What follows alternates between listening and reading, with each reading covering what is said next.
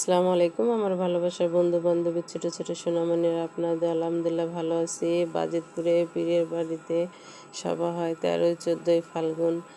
এই সভা উপলক্ষে মেলা, সেই বিরাট মেলার আয়োজন করে।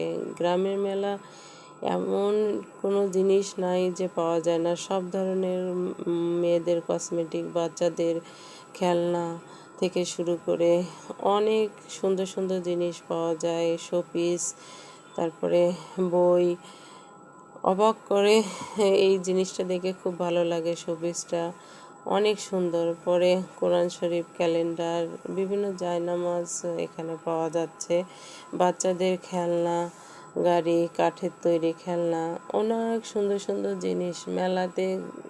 আগের দিনের মতো বাবা যেমন 13-14 ফাল্গুন 13 তারিখ রাতে আমাদেরকে ঘুরতে নিয়ে যায়, ভিড় হয় দেখে। 14 তারিখে যাইতেই পারি না, এত পরিমাণ ভিড় হয়। মেলাতে মিষ্টির দোকান থাকবে না তাই কখনো হয়? এই হুড়মুড়ি, বাতাসা, কত সুন্দর সুন্দর জিনিস এখানে। আবার গ্রামের মানুষ পান পছন্দ করে, এখানে পান পাওয়া যায়। যদি ভালো লাগে লাইক কমেন্ট শেয়ার করবেন, আমার জন্য দোকান।